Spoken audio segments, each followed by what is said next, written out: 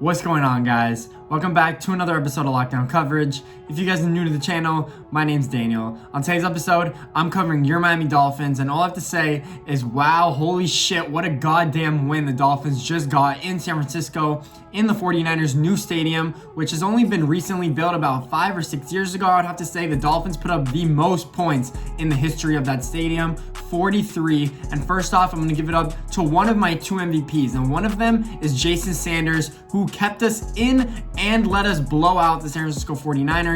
He was 5 for 5, I'm pretty sure, on field goals. He did the same thing last week as well. We put up all of our points with field goals. Jason Sanders is clutch. He will be clutch when we especially need him down the stretch, in my opinion, in closer games. But wow, what a game for Jason Sanders. If he doesn't win Special Teams Player of the Week, I'll tweet at the NFL and tell them that that's some bullshit. I don't know what else you guys want me to tell them. And my second MVP of the game would have to be Ryan Fitzpatrick. Ryan said, Tua Tagovailoa, hold up and hold my beer. You're not getting in the game yet, Rook.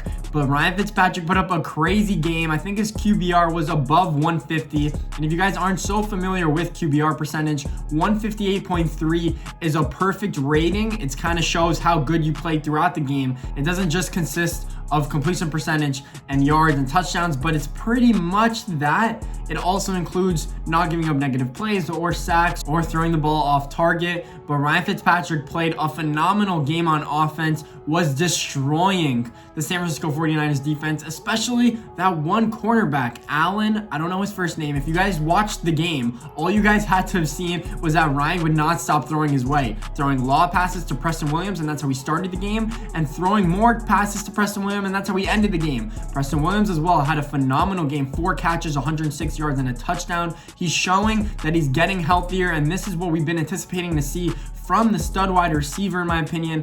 I think that he will contribute down the stretch and be a really, really good player. He is Devontae Parker 2.0, if you ask me. He can high point the ball, but he does have a little bit more quickness that does surprise people off the line of scrimmage, which I think he does better than Devontae Parker. Devontae Parker had a touchdown as well. Mike Gesicki had a long 70-yard rush down the sideline. If he was just a little bit quicker, it would have scored. I think Myles Gaskin's put up a complete game, probably the best game that he's put up as a pro. He had his first touchdown of the season, I'm pretty sure. Our offensive line played phenomenally.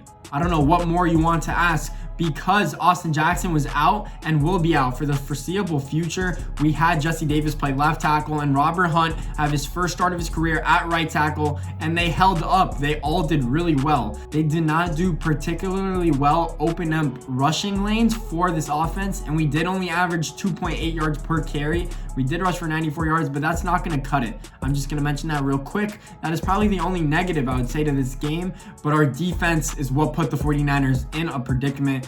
Jimmy Garoppolo looked really bad. It looked like he should have been on the bench an extra week. That ankle did not look good for him. He could not throw off his back ankle, and that was the one that was injured. This defense pinned their ears and rushed the passer all game long. We had 5 sacks. That's the most sacks, I think, since 2018 against the Jacksonville Jaguars. We performed really, really well. Byron Jones being back on the field was a huge plus for the secondary, and you could tell because him, Xavier Howard, and Nick Needham, especially Eric Rowe guarding George Kittle for most of the game, they all played really, really well, and they didn't have to worry. If you guys realize, Noah Igbinoghene barely played this game. Nick Needham played majority of slot percentage plays.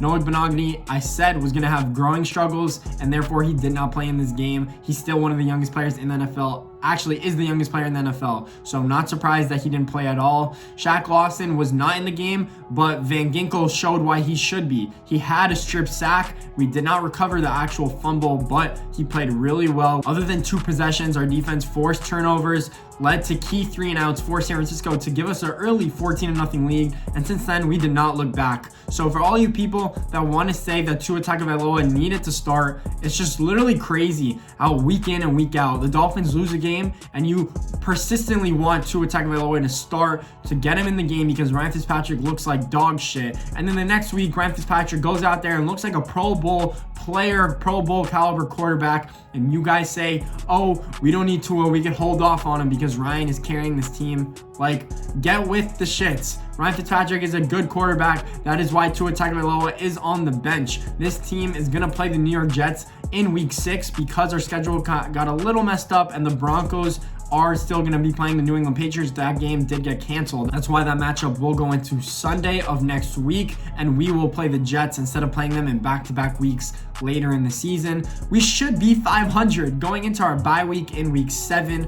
If you told me the Dolphins, after this super hard first 5 games of the season, would be 500 if they win a week 6 game against the New York Jets, I'll take it 100 out of 100 times for this team to do so and potentially be in playoff contention. After that, we do play the Chargers and the Broncos. You're telling me those aren't 2 winnable games against a rookie quarterback and a third-string quarterback? We don't even know if Drew Lock is going to play in that game when we do play Denver in Mile High Stadium. So we'll see what actually happens with this Dolphin season. But what a win against San Francisco. We showed what we could do when we put up a complete game plan, and we look pretty much unstoppable if you want to ask me. And this is not me being a Miami Dolphins fan. This is probably one of Brian Flores' best coach game in his Miami Dolphins tenure. He's officially 7-14 as a head coach of the Dolphins, and I honestly predict that to improve in the future. For all you Brian Flores' haters, I think that he is a good coach, and I don't want to hear from any of you right now because Ryan Fitzpatrick played